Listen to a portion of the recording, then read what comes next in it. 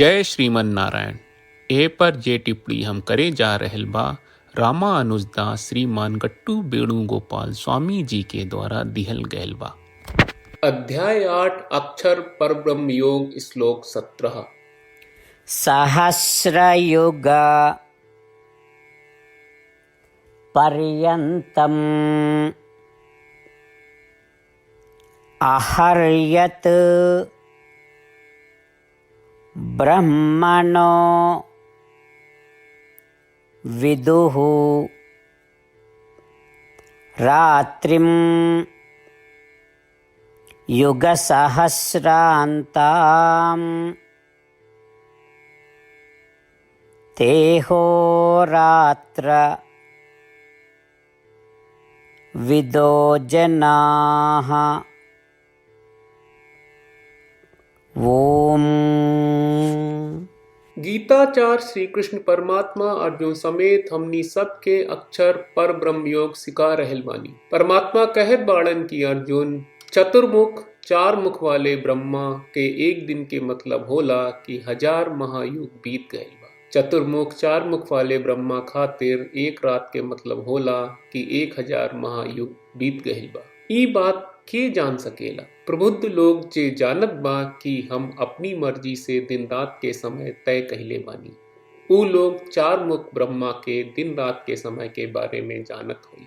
जैसे श्री कृष्ण परमात्मा कहत बाड़े कि ब्रह्म लोक तक के सब लोग और ऊ लोकन में रहे वाला सब लोग उनके द्वारा निर्धारित समय के पालन करेंगे और तद अनुसार ऊ सब जन्म और मृत्यु के चक्र में घूमत रहेंगे। श्री कृष्ण परमात्मा के शिक्षा पर ध्यान करत जन्म मरण के चक्र से मुक्ति खातिर श्रीमन नारायण के दिव्य चरणन में शरण लेवे के प्रयास करत आई हमनी के श्री कृष्ण परमात्मा के शब्दन के यथावत दोहरावे के प्रयास करी जा।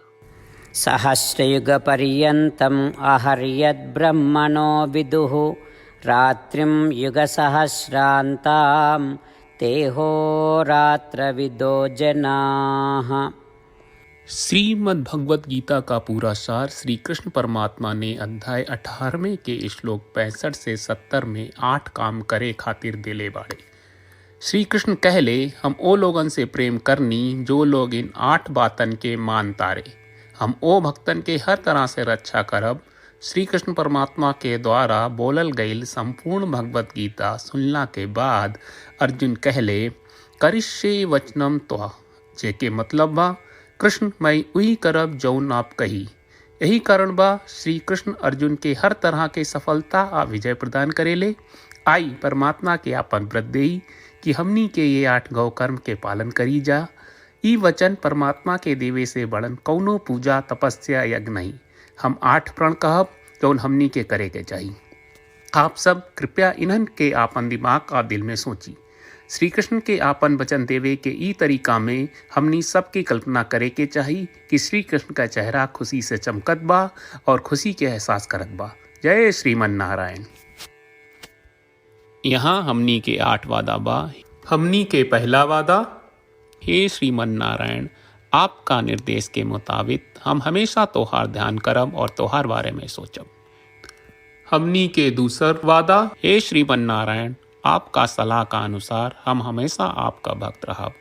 हमनी के तीसर वादा, हे श्रीमन नारायण हम आपन सब काम तोहरा सेवा के रूप में और तोहरा संतुष्टि खातिर करब। हमनी के चौथा वादा, हे श्रीमन नारायण जैस की आप माने के कहले रहलू हमरा बहुत विश्वास बा कि हम आपके होई और हम हमेशा आपन दोनों हाथ जोड़ के आपके नमस्कार करब और आपकी पूजा करब। हमनी के 5वां वादा, हे श्रीमन नारायण हमरा के तोरा बात माम एकम शरणम ब्रज 1866 याद कहले जहां आप हमरा के आपन का अर्पित करे का कहा। श्रीमन नारायण मैं हमेशा तोहरे शरण में रहब। हमनी के 6वां वादा, हे श्रीमन नारायण हमरा के तोहरा बात माँ सुचहा 1866 याद कहले कि आप हमनी के शोक ना करे का आश्वासन दे रहे बड़े। हम अब और शोक ना करब। हमनी के 7वां वादा, हे श्रीमन नारायण आपने हमरा खातिर श्रीमद् भगवत गीता के वितरण करके हम सब के कृपा कहले और आशीर्वाद दहले बा। हम वादा करत बानी कि रोजाना कम से कम एक श्लोक पढ़ब या सुनब। हमनी के 8वां वादा। हे श्रीमन नारायण, आप गीता के पूरा मानवता तक ले गयलू। हम गीता में आपके दिव्य वचन के उन भक्तन तक पहुँचावे के प्रयास करब जे गीता से अपरिचित बा। हे श्रीमन नारायण, हम उई करब जौन तू करे का कहब। हम ऐसन व्यवहार करब जैसन आप चाहत बानी और हम खाली आपका खातिर काम करब। श्रीमन नारायण के रोज आपन वचन देहल कि हम ओइस करब जैस आप कहत बानी, ई अपने आप में बड़न पूजा बा। श्रीमन नारायण, करशे वचनम त्वा। श्रीमन नारायण, हम तोरे निर्देश के मुताबिक काम करब।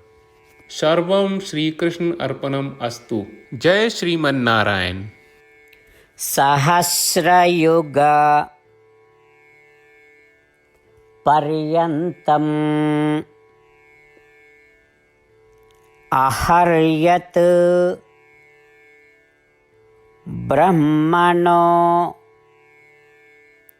विदुः रात्रिं युगसहस्रान्ताम् तेहोरात्र विदो जनाः।